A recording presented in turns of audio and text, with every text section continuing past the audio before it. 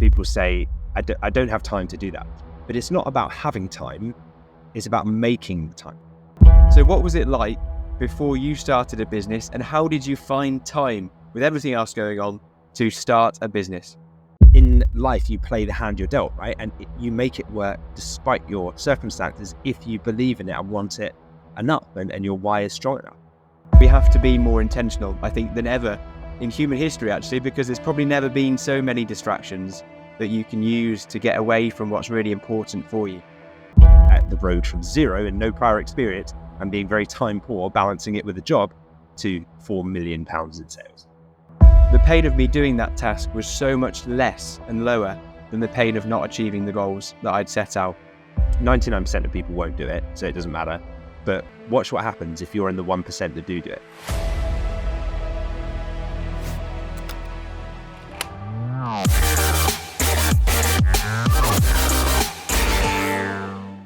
Welcome to the Dropship Unlocked podcast. I'm Lewis Smith, the founder of Dropship Unlocked, and with me is our client success coach, James Eardley. Now, when we're not recording the podcast episodes, we're running our own e-commerce businesses and helping aspiring entrepreneurs launch their own high-ticket dropshipping businesses. Keen to build your own 6 or even 7-figure business? My book, The Home Turf Advantage, is your blueprint for launching a profitable online store. Grab your copy at htabook.com today and let's get you started. Now sit back, relax, and let's unlock your potential with the Dropship Unlocked podcast. Today we're tackling a challenge that so many people face. It's about making time to pursue your entrepreneurial dreams. We want to talk about actively making time, not just passively finding time today. So whether you are in a full-time job, if you've got busy family commitments, or perhaps it's just the daily hustle and bustle of modern life, then this episode is for you. So Lewis, let's dive into your story a little bit. So what was it like before you started a business, and how did you find time with everything else going on to start a business? Yeah, it definitely is difficult balancing your time when you've got everything going on. You're working a job, maybe you're trying to start a business, and it was a busy time in my life. Back in 2017 was when I first started my business. But in 2018, actually, when my wife and I got married, at our wedding, you have all of the different tables with guests, with the different groups of guests on at the wedding. We, on our wedding tables, we had these kind of batches of disposable cameras, and we asked guests to take photos of them. And there's something nice about those disposable cameras where they use real film, because you're limited in, they're single use. And so you have to be quite selective and intentional about what you use them for. And I've always felt it's a bit like that with time. We take time for granted, like we do with modern day smartphone cameras. We take photos for granted because we take one, wasn't great, I'm going to take another one.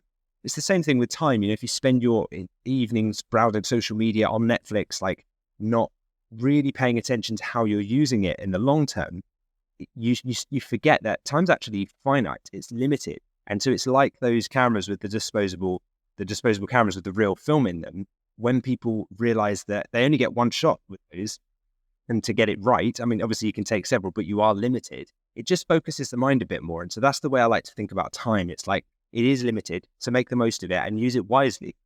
And back before I decided that I wanted to become an entrepreneur, my old life, the old version of me, wouldn't have thought twice about spending a whole evening, or I hate to even admit it, but perhaps sometimes on a weekend after a night out with friends and maybe a bit too much alcohol, you'd end up spending a lot of the day just scrolling social media, watching TV on demand, on Netflix, things like that. And often you blink and you miss it, like your entire weekend is gone. When I think about now how much I can get done in just the finite time that I have to run my businesses, between parenting and right here, like being out on this trip in Mexico, doing all of the things that we want to do in Mexico, I have to be really intentional. Like I set aside time and I have to go into it with the real focus of what are the things I need to achieve in this time frame. I don't have an option to sit there and deliberate and procrastinate.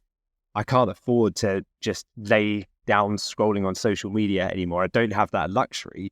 But I can't afford to show up to do some work, but actually get away with just opening the inbox and letting the emails guide me and just scrolling through that. Like I've got to the point now where if I let myself do that, I'd be working forever, because there's constantly emails coming in the various different businesses.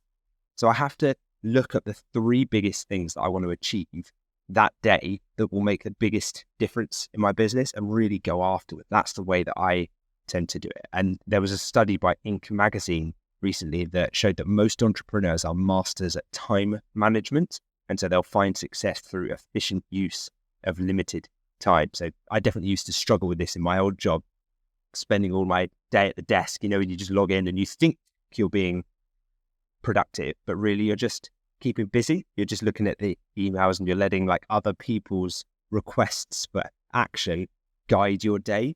But now I'll set a timer and I will say to my wife and my kids, should we do lunch at 1? Right, okay, say it's 11 o'clock now. I'm going to go and spend the next hour or 2 hours and get some work done so that I'm forced to think about what I spend that hour or 2 doing. And I'm very, very intentional. And it's the highest leverage activity. I think that's the thing. Like, even if you're intentional, but the task you pick doesn't have high leverage, then you're still spinning your wheels.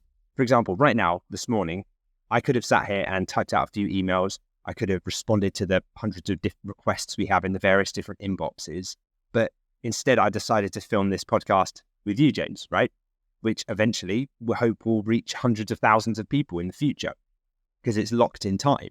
And hopefully it will help many people get a step closer to building a life that they love or leaving a job that they hate. So if the task that I spend this hour doing gets me closer to that mission, then I know that the way I'm spending my time this morning is wisely allocated and it's high leverage.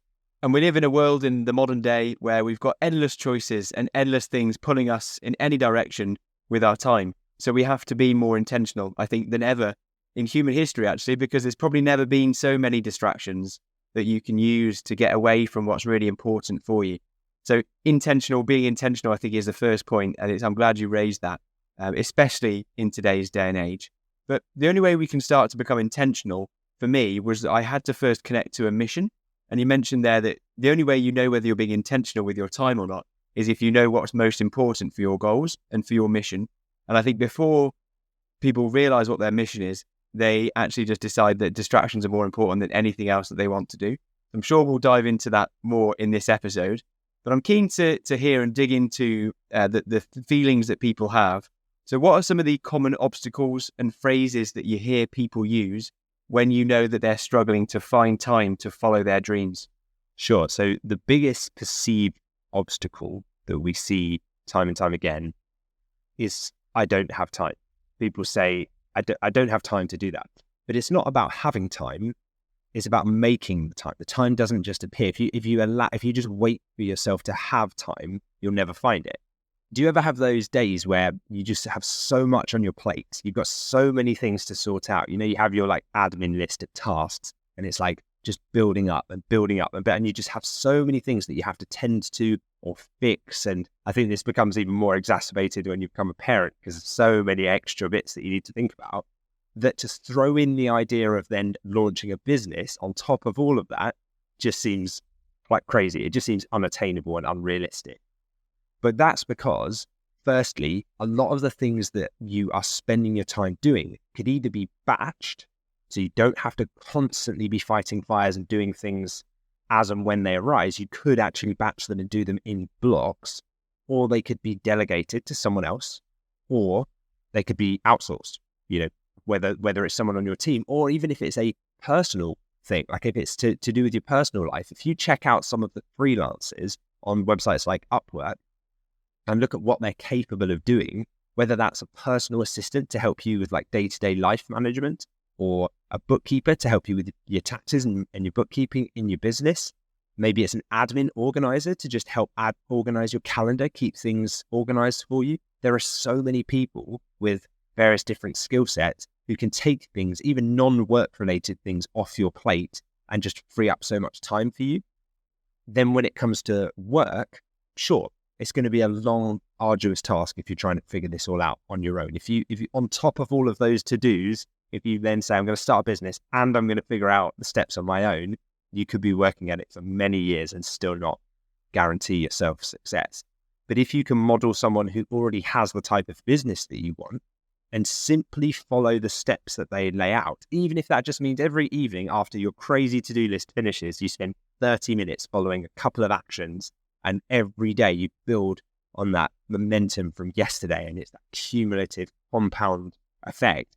Yeah, you might not be as fast as the person that currently has all the hours in the day, isn't a parent, doesn't have a job, and can just work all the time in their business. But that's okay. You know, we in life, you play the hand you're dealt, right? And you make it work despite your circumstances if you believe in it and want it enough, and your why is strong enough. So yeah, if I was starting over and if I was swamped and very time poor, I'd first look to delegate what I could, to automate anything I could. Tools like Zapier, what can you take off your plate and create to happen automatically? What can you outsource, even in your personal life? You know, is there are you struggling to keep your house clean? Could you hire a cleaner that would then maybe free up a few extra hours that you could spend on your business, earning a lot more income than it costs you to have your house clean? Just little things like that. And you could get to the point where, 30 minutes a day over, say, a month, following a proven plan. You're not wasting time trying to find the answers on your own. You're not kind of gathering information from YouTube, going down various different paths and rabbit holes, not knowing where they lead. But you do that with a proven blueprint, and before long, you'll start to see the effects of that compound results coming into play, and you'll really start to see the results of the action that you've put in, and you won't feel as time poor anymore. And with that consistent action, you'll be amazed at how much you can get done. So I had to batch a few tasks, as you're talking about there, Lewis. I remember if you were often making food for yourself, so lunch times and making meals in the evening, I realized that was just taking, an hour every day to make food for lunch and to make food in the evening. So instead I started to batch those tasks. So I did meal prep on Sundays, so that I've got food ready for me at lunchtime. And that saves an hour every day that I could then put elsewhere. In terms of cleaning and tidying, I started to batch a cleaning task to get it all done in a few hours on the weekend. And it's just thinking about your schedule and how can you put tasks together, and how are you wasting time at the moment that you can put better towards your goals that really matter.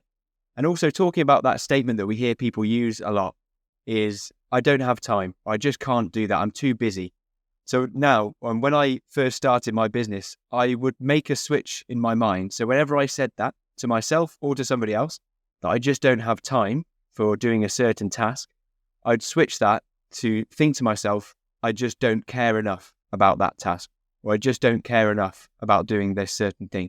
Because that's what you really mean. When you say that you don't have time for something, I believe it's a really more powerful statement to say in your mind, is that you don't care enough. Because it worked for me. It was sort of tough love that I gave to myself, because it made me realize that actually it's about prioritizing where you spend your time. And when you start to say that to yourself, you start to question, okay, so I'm saying that I don't have time to call the next supplier with my business, or I'm too busy to do that. But when I change that in my mind to say, I don't care enough to call a supplier, then it makes me question, actually, yeah, of course I care about that. That's how I make the business go to the next level. That's how I can leave my 9 to 5. That's how I can get my business to the next level. And then it makes you think differently about the tasks that are really important to you. So can you share, as well as your own, any other real life stories of people that were able to start a business alongside a busy life already? Yeah, there's a few examples of people and members actually of our Dropship Unlocked program that I can think of specifically. Someone like Phil, for example, who actually came on the podcast recently and had a chat with us, who managed a full-time job or a business that he was already running with a family, but successfully launched his dropshipping business. And actually he got it to £103,000 within his first 4 months of starting. So check out episode 43 of the podcast if you'd like to hear that full story. Actually, I think when we interviewed him, he was only 3 months in, so he'd only hit 52,000, and he then doubled it the following month to 103,000. So 4 months in. So there's someone who, used mornings, he used lunch breaks and evenings effectively. He turned that dead time that often would just get consumed with social media scrolling or just procrastination. He turned that into productive business building moments. That was the high leverage activity that he focused on, was building the business. Now he's at the point where he can pay other people to run that business for him. He can buy back his time, that finite resource, which is really good. Another great example and an inspiring story is a podcast episode that we recorded recently as well, called Jared's Journey from £0 to £4 million with high ticket dropshipping. So that's episode 39 of the podcast. So definitely line that one up as well, where we talked to Jared about his journey since joining Dropship Unlocked and the road from zero and no prior experience and being very time poor, balancing it with a job, to £4 million in sales. And they're inspirational stories to hear because it's very relatable. Everyone's busy. So many people have got so much on at the moment, but hearing people that are able to break through that and make incredible businesses in a short amount of time, as well as being busy at the same time, it's inspirational to hear. And also something to pick up on that you mentioned there was that Phil has got his business up to a certain level after 4 months of hard work, finding time in the mornings, weekends, evenings, but then he's able to outsource the running of the business. So after the first initial 4 months of hard graft and putting your head down and getting time towards running your business, you're then able to outsource the day-to-day management of that business, and you suddenly got an income stream that's semi-passive, and you don't have to be working as many hours on it. It was certainly the case for me. And I knew that when I first started, and that gave me a lot of energy to put the work in to get started, because I knew if I just completed one task a day, and I did that every day for the first 4 to 6 months and put real work in to get just one task done every day, I knew at that point I'd then have a consistent income stream and I could hire somebody to work on the business day to day, which would free me up to spend my life and my time how I wanted to. And it was getting me towards the dream lifestyle that I've always had in mind. So it's a sprint phase, I think, which is important when you first start, but also it can be fun. I always like to make it a challenge for myself, and it wasn't a drag. I never made it feel like I had to do it as a chore. I made it fun, and I thought of interesting ways of rewarding myself after I'd completed the task that I made for that particular day. So I'm sure people listening, Lewis, will be keen to hear some more techniques for perhaps how you were able to carve out and find that time when you were already busy with a full-time job. So have you got any productivity techniques to share with us? Yeah, well, there's one powerful technique which I've since found out is called the Pomodoro technique. But actually, I didn't even really know it under that name, and I didn't use it in the way I'll describe in a moment. I used to just set a timer on my phone for 30 minutes and just have it visibly on the desk there, maybe put it on airplane mode so that no notifications could pop up and I couldn't get disturbed. And during that 30 minutes, I would have one goal and one thing that I needed to get done, so that if that was the only 30 minutes that I could work for that whole day, I could mark that day as a success on the basis that I achieved the number one thing I needed to do that day. So that was the way I used to do it. Now, there's something, and it probably existed the whole time, I just didn't know about it, called the Pomodoro technique, which is where you work intensely for 25 minutes and then take a 5-minute break. And then presumably you can repeat it after that. If you go to pomofocus.io, pomofocus.io, click start and close everything down and try it after this episode, you can just work on that main thing for 25 minutes and just watch the countdown timer coming down. And there's something about that timer that focuses the mind. It's a bit like interval training in the gym.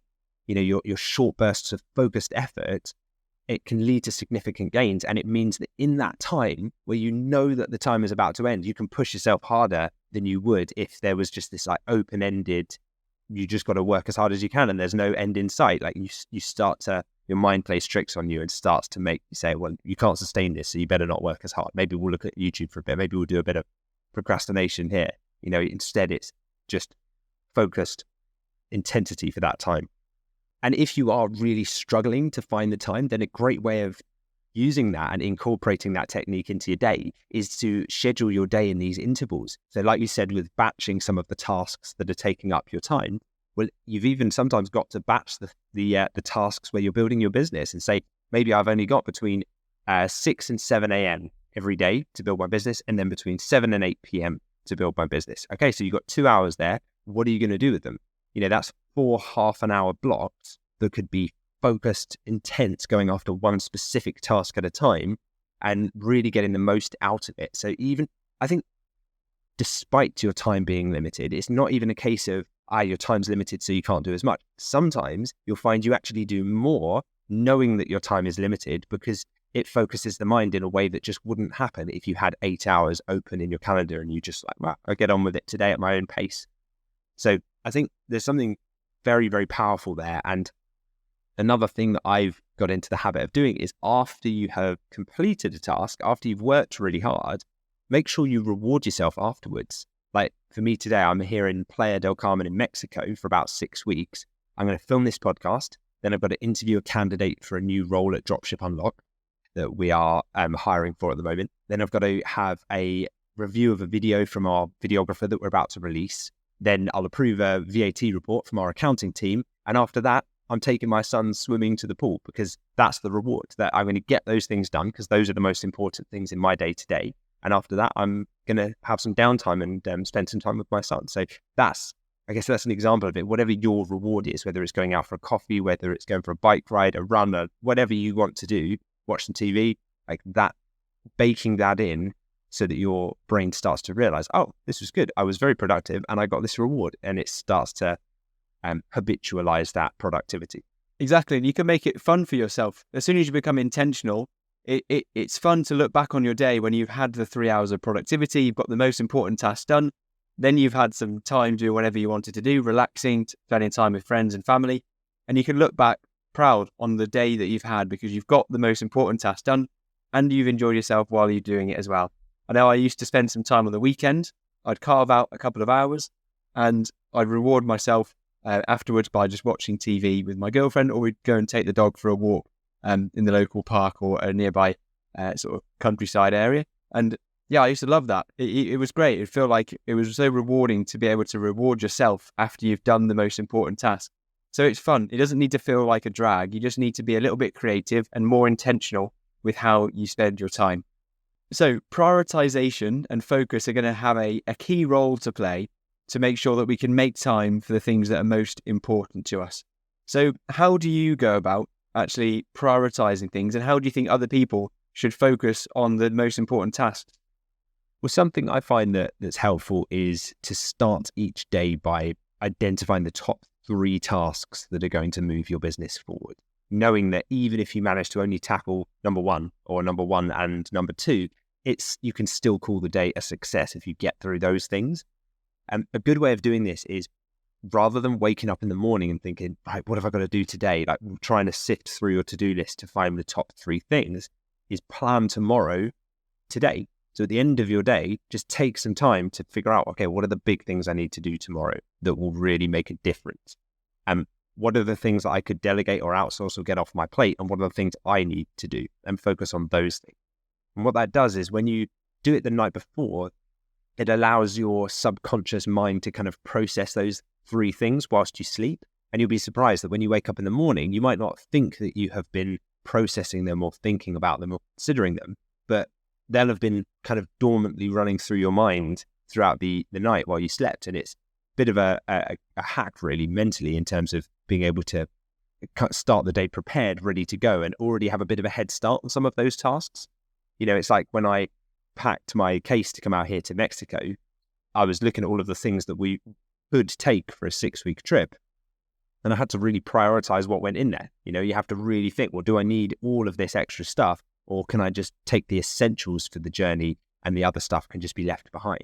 It's the same for your day. Don't try to cram everything into your day and think all of this stuff on the to-do list needs to be done today, because otherwise your day is just a mess.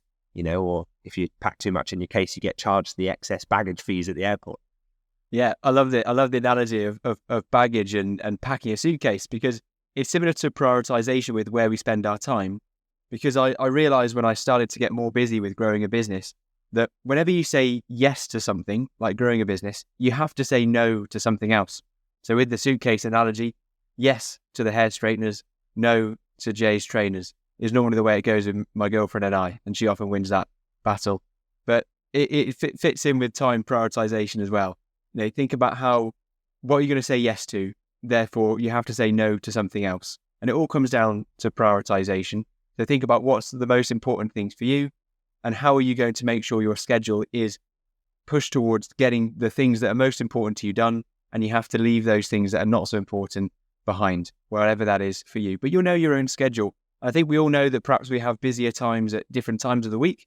And if you're the type of person that has a really busy Monday and Tuesday, allow yourself to do less of business growth on those days, and you have a quieter time in the rest of the week. It's just about being creative and thinking about how you can make your schedule work best for you to get after the goals that you want to achieve. So setting goals and prioritization, for me, it's clear that having a very strong why and a reason why you want to achieve what you want to achieve is pivotal in really finding and making time for the things that are important for you. So how would you recommend that somebody listening to this episode today should go around setting their goals effectively? Well, you've heard of SMART goals, right? The acronym. So specific, measurable, achievable, relevant, and time bound. So that's a good way. That's a good kind of acronym to use when you are building goals. But goals in business are like your destinations. If you're on a journey in the car, it's like those are the stops, right? Those are the things that you've got to try and get to, the milestones, the checkpoint. So knowing where you're headed makes the journey purposeful. It makes it directed rather than just aimlessly driving around. You know, when someone opens up the inbox and just says, right, I'm going to start the day going, right, what's in now? Oh, it's something from the accountant. Oh, it's something from PR agency. Oh, I've got, you know, some, a couple of CVs sent through for a job. Like there's so much task switch happening that you can't focus on any one thing, and you'll get through all that stuff, but you'll end the day feeling like you were very unproductive and like you got not much done. Whereas if you say, no, I'm going to do this, this, and this today, that's like setting off an intentional car journey, knowing that those are your 3 stops. Another thing to do is write down your goals. Try and write them down daily. I challenge you, if you're listening to this now, try and write down your 3 big goals, maybe morning and evening. Just scribble them down on a piece of paper next to your bed. Try doing that for 30 days straight. 99% of people won't do it, so it doesn't matter. But watch what happens if you're in the 1% that do it. And later on, don't even worry about breaking them down into actionable steps and then kind of like mapping them out into a plan, because that will happen. This is where the subconscious kind of takes over. The important thing is to actually write them out in the morning and in the evening for 30 days straight. And you'll start to notice that the actions that you take as a person day to day will start aligning with the person that you need to become to bring those goals to life. So you almost start to embody the kind of person that would achieve those goals. And you didn't even think about the strategy or the actions or the steps to do it. All you did was focus on the goals, but you kept it front of mind morning and evening. So it's really powerful stuff. So that's definitely a technique I would advise. But as I say, most people won't do it. That's right. Most people won't, but the people that do will get so much benefit from it. It really outweighs so many other things that I've done. And I've started doing morning visualization probably about 3 years ago. And I've done it ever since, because every morning I reconnect to what's important to me. Where do I want to go? What do I want my life to look like? And also I'm grateful for what I've got right now, which is important to balance that. But realizing what it is you're going after, the sort of person you want to be, the sort of success you want to achieve, just sets you up on such a good platform. And that ties in to something else, which is all about where do you want to be with your life in 6 or 12 months' time? You need to be really clear on that and really clear on why that's important for you. So if you want to have a thriving online business, why? Dive in for your own specific reasons. For myself personally, it was that I wanted to leave my unfulfilling 9-to-5 job. I wanted to be proud of myself. I wanted to have a business that I could be proud of and could scale to a really, really healthy income and allow me to do what I wanted when I wanted, wherever in the world I wanted to be.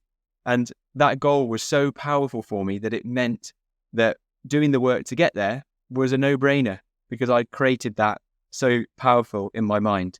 And I think it made me realize, because the framework that I believe all humans work around, so human psychology and my knowledge around it, is that we are all moving away from pain and we're moving towards pleasure. So the way to hack that system is to make what you don't want to do with your life very, very painful, and make what it is you want to achieve in life not very painful to get towards. So I made it in my mind that if I didn't achieve the goals that I set out with growing a business, I made it incredibly painful for myself. I visualized how painful that would be to not achieve that. So then when I contrasted that to, can I find half an hour today to do one task? The pain of me doing that task was so much less and lower than the pain of not achieving the goals that I'd set out. And it made it easy. It meant that I wasn't having to constantly fight with myself to do work, because it was very, very clear, simple and easy for me to realize that finding the time was a lot less painful than not achieving the goals that I'd set out for myself. So what actions would you recommend then for people to take from this podcast today, Lewis? Things we've talked about for people to take away and do straight after listening to this. Yeah, well, if I were listening to this and thinking about starting a business, then I would start from the position that I'm in now. And I'd use whatever time that I have available at the moment. And I would use the techniques mentioned in today's episode, whether that's batching the current tasks that I have so that I can free up a couple of hours per day, making sure, maybe using the timer technique or the Pomodoro technique, using the visualization. The perfect time to do it will never come. It's about making that time now. So if you're looking to get started with a simple first step and you don't want to figure this all out yourself and you just prefer a step-by-step process to do it, my book, The Home Turf Advantage, could be your go-to resource for this. It's packed with insights from my own journey and practical steps to find your own path.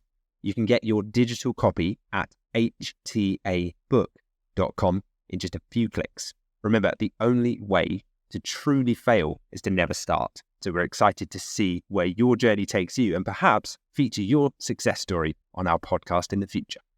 Enjoying the podcast? We'd love to hear from you. Leave a comment or a review, and we might just feature it on an upcoming episode. Also, for detailed show notes and resources, head to dropshipunlocked.com/podcast. If you found value from any episode of this podcast, please take just 10 seconds to leave us a quick 5-star review on your podcast app of choice. It helps us more than you could imagine, and who knows, you might just hear your comments on the show. Thanks for being part of our community. Your support helps us keep delivering a new episode every week. So thank you to Rachel, who's left her question in a recent YouTube comment under one of the podcast episodes. So I'll read it out for you now, Lewis. Remember, if you have a question and you want to ask Lewis to answer it on the podcast, then just leave a comment under one of the YouTube episodes of these podcasts. Okay, Lewis, so Rachel has asked, how long does it take to start making sales with a high-ticket dropshipping business? Great question, Rachel. Thank you very much for leaving the comment. So the timeline for making sales is going to depend on the hours really that you can dedicate to the business each week. But more than the variation in the time that it takes to make sales, really what's important is consistency. Because whether you get there in 4 weeks or 6 weeks or 8 weeks or 12 weeks, in the long term, that's not going to make a difference. You know, once you've replaced your salary and you're looking back on this in 2 years, you're not going to think, damn, I wish I'd made my first sale in 4 weeks instead of 6 weeks. You're going to have completely forgotten about it, right? Now, with our masterclass program, we often see members start from scratch, having never done this before, and getting to the point of making their first sales within 6 to 8 weeks. That's kind of what we see. It doesn't always happen that way. Sometimes people can only put in 30 minutes a day. Sometimes they can put in 2 or 3 hours per day. So it really does depend on the time that you can allocate to building your business. But then from there, taking that first sale, which is kind of just like the first milestone, isn't it, in terms of, you know, it's where the proof of concept, the business becomes real. I've just earned some money online, you know.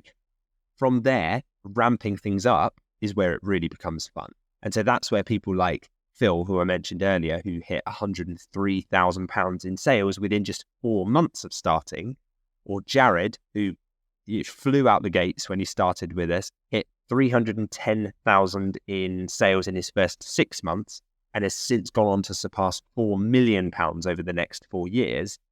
Those are the really fun parts of the business. So don't get too hung up on whether it takes you 15 days, 21 days, or 30 days to make your first sale, or 40 days, or whatever. Like, those things will pale into insignificance once you're at the point that Phil and Jared are at now. So yeah, I think the answer to it is it's up to you how quickly you want to move, how fast you want to scale your business, how quickly you can implement and take action. But yeah, even if you have limited time, don't let that put you off, because prioritizing those daily small actions is going to be the best way in the long term. And that's the way that you cumulatively build on yesterday's results each and every day. So I hope that helps. Awesome. Completely agree. And thank you, Rachel, for your question, for a question that's very closely related to the topic of this episode. So now we're going to highlight a review as well that we've had from a listener. I love doing this. So thank you very much for the recent reviews that we've had, again, as YouTube comments. So thank you from Halima and Maha. So I'm sorry if I'm pronouncing that incorrectly. But Halima said, brilliant, really motivational. Thanks for sharing, guys. And Maha said, thank you for these motivating videos. Thank you very much for the lovely reviews. Really, really appreciate it. And it means a lot to me that you have been enjoying the podcast as well. So great to hear that. Talking of the podcast, how would you like to contribute towards the podcast?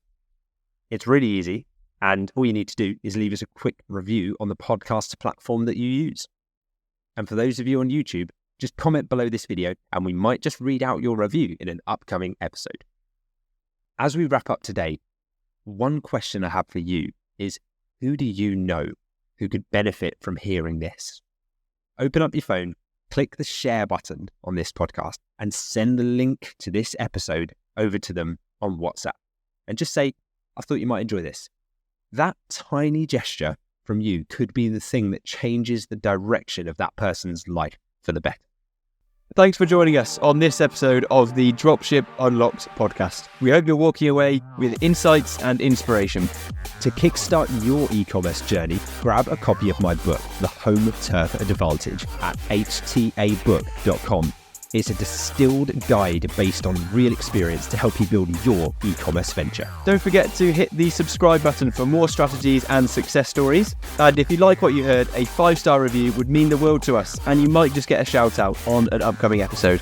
And finally, thank you for deciding to spend your time with us today. We can't wait to bring you more insights on the next episode of the Dropship Unlocked podcast.